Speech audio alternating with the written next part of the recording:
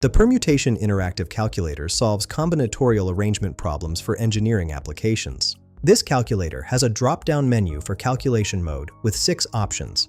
Calculate NPR for permutations without repetition. Calculate permutations with repetition.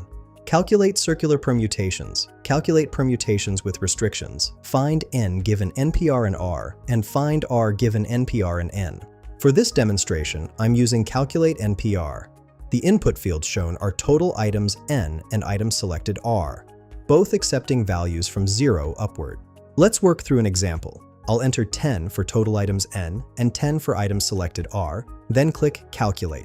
The result shows 3,628 and 800, which represents the number of ways to arrange 10 items from 10 items. The calculation steps display shows us the formula p 10 10 equals 10 factorial divided by 10 minus 10 factorial, which simplifies to 3,628,800 divided by 1, giving us our final answer of 3,628,800. This tells us there are over 3 million unique ways to arrange 10 distinct items when using all 10 positions. Find the link in the description below.